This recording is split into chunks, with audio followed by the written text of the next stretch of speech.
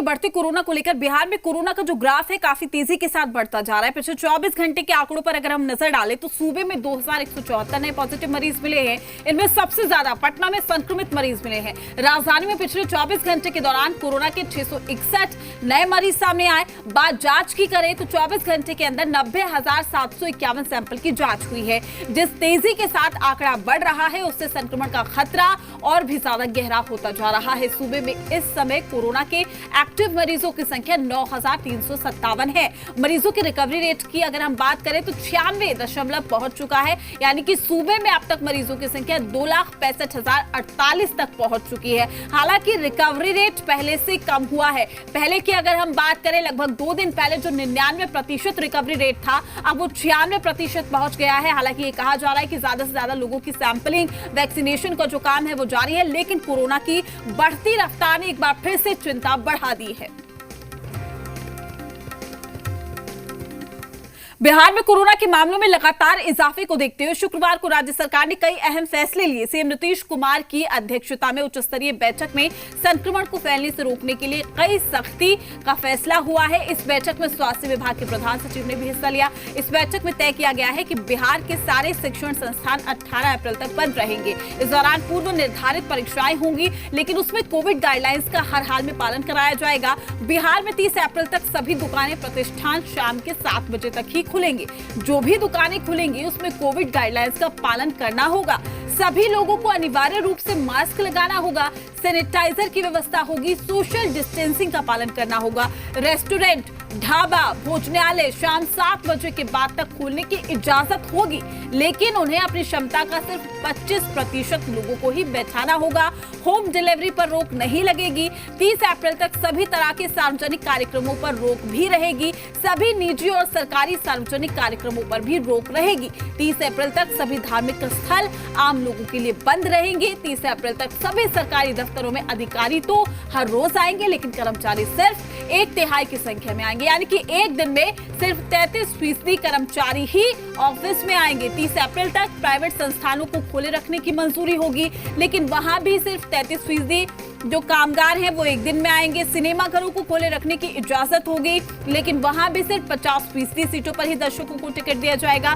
Public transport की बात कर लेते हैं, जहां पर सिर्फ 50% सवारी ही चलेंगी। हालांकि सीएम नीतीश कुमार ने यह भी बताया कि बिहार में फिलहाल नाइट कर्फ्यू नहीं लगेगा।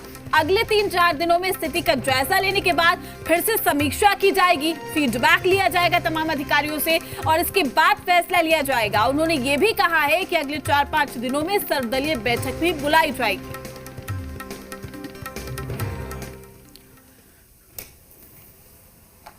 आदरणीय प्रधानमंत्री जी ने सभी राज्यों के मुख्यमंत्रियों के साथ भी कल मीटिंग की थी और उसके पहले भी हम लोग सारे डीएम और एसपी के साथ वीडियो कॉन्फ्रेंसिंग के जरिए हर प्रकार की जानकारी और हर प्रकार का गाइडलाइन भी पहले भी आज से कुछ दिन पहले उस पर भी चर्चा कर चुके हैं। और उसके बाद जो हर दिन जो स्थिति देखी जा रही है कि अब कोरोना में फिर से बढ़ाव होता जा रहा है। वैसे तो दुनिया भर में है और अपने देश में बहुत है और कई राज्यों में तो बहुत ज़्यादा है। हम लोगों को प्रेरित कर रहे हैं कि भाई 45 साल से और उससे अधिक जितनी लोगों की उम्र है सब लोग अपना जरूर करा लें टीकाकरण। इसके लिए लोगों को प्रेरित किया जा रहा है और हम लोगों ने तय कर दिया है कि भाई ये 4 दिन जो होगा इसमें तो जरूर 4 लाख तक करेंगे, लेकिन इसके अलावे भी सब लोगों को प्रेरित करके जितने और टीकाकरण की ज़रूरत है यहाँ से लेकर के राजधानी से लेकर के नीचे के स्तर तक सभी जगहों पर टीकाकरण का प्रबंध किया जा रहा है और उनको किया जाएगा, लोगों को प्रेरित किया जाएगा। और जब लोग टीकाकरण करा लेंगे, 2 डबल स्टेज जो होता है टीकाकरण हो जाएगा, तो उसके कुछ दिन के बाद वो ज़्यादा सुरक्षित होंगे। कोरोना के असर को देखते हुए धार्मिक स्थलों को 30 अप्रैल तक बंद कर दिया गया है और बंदी के बाद हमारे संवाददाता रितेश मिश्रा ने पटना के फेमस राजवंशी नगर हनुमान मंदिर का जायजा भी लिया। देश में कोरोना के मामले लगातार बढ़ते ही जा रहे हैं। बिहार की बात करें, खास तौर पर पटना की बात करें, तो कोरोना के केसेस में लगातार इजाफा हो रहा है। हाई लेवल मीटिंग के बाद तमाम तरह की पाबंदियां लगाई गई हैं। मंदिरों पर भी या अन्य जो धार्मिक स्थल हैं वहां पर 30 अप्रैल तक पाबंदी लगा दी गई है।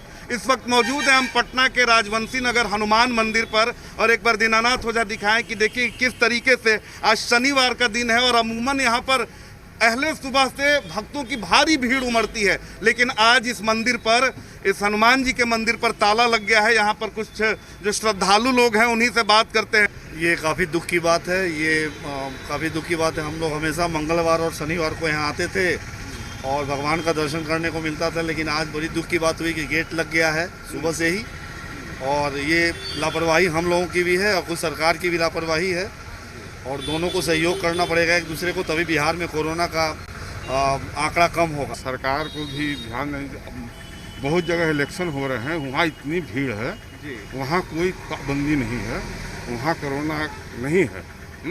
तमाम तरह की पाबंदियां एक बार फिर से सामने आने लगी हैं। कहाँ पाबंदी है, कहीं है, खाली मंदिर में पाबंदी और कहाँ। पूरा रोड देखिए, पूरे हर स्टेट में इलेक्शन हो रहा है, वहाँ देखिए कहीं पाबंदी है। कोरोना के बारे में सरकार बाद में सोचती है, पहले नहीं। पहले अगर कदम उठाती तो इतना ज़्यादा नहीं बढ़ता। मोदी जी भी पहले उनको इंटरनेशनल फ्लाइट बंद कर देना चाहिए था, अब बाद में कहते कि पाबंदी हो।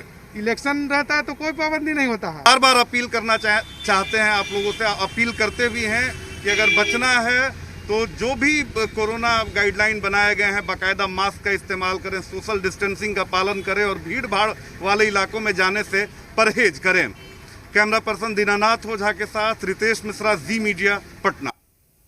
बिहार सरकार की तरफ से नई गाइडलाइंस जारी होने के बाद ही आम लोग कितने सतर्क हुए हैं, हमने इसकी पड़ताल करने की भी कोशिश की, और लगातार जो हमारे संवाददाता है रितेश मिश्रा, वो ग्राउंड जीरो पर बने रहते हैं और साथ ही लोगों से अपील वो करते हुए भी नजर आते हैं। एक बार फिर से हमारे साथ हमारे संवाददाता जो है रितेश मिश्रा लाइव जुड़ चुके हैं। रितेश, देखिए नई गाइडलाइंस जारी हो गई है, कोरोना बेकाबू होता जा रहा है, मंदिरों को बंद कर दिया गया है, ऐसे में क्या वाकई अब जनता सतर्क होती हुई नजर आई?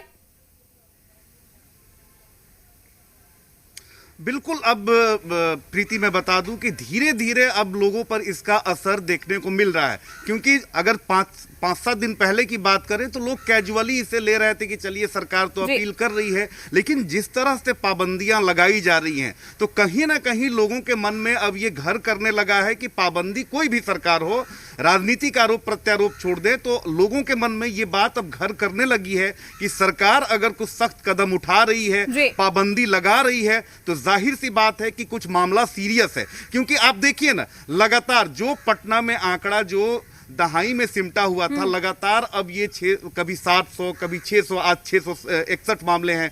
उसके अलावा सबसे बड़ी चौंकाने वाली बात यह है कि लगातार टेस्ट भी किए जा रहे हैं, वैक्सीनेशन भी काफी बड़ी संख्या में की जा रही है, उसके बावजूद भी केसेस लगातार बढ़ते जा रहे हैं। रिकवरी रेट की बात करें तो 99% हमारा रिकवरी रेट हुआ करता था, ये काफी हमारे लिए यूएसपी हुआ करती थी। लेकिन रिकवरी रेट अगर देखा जाए तो लगातार रिकवरी रेट जो है वो गिरती ही जा रही है। तो जाहिर सी बात है कि बहुत चिंता की बात है, और तभी सरकार इस तरह के कदम को उठा रही है। और अब धीरे धीरे लोगों के मन में ये होने लगा है कि नहीं, अगर सरकार हमारे लिए कुछ कर रही है तो हमें भी उन तमाम जो बंदिशें हैं, जो पाबंदियां हैं, उन्हें मानना पड़ेगा। देखिए, सबसे बड़ी बात है कि राजनीतिक आरोप प्रत्यारोप तो होते रहता है। हमारे साथ मृत्युंजय जी, 1 मिनट आप इधर आ जाइए। सबसे बड़ी बात है कि आरोप प्रत्यारोप करना राजनीतिक दलों का काम होता है, लेकिन सर कोरोना के केसेस बढ़ रहे हैं, आप एक जिम्मेदार नेता हैं, एक राजनीतिक दल से सरोकार रखते हैं, क्या कहेंगे, लोगों को क्या संदेश देना चाहेंगे? नहीं, देखिए, कोरोना का दूसरा लहर जो है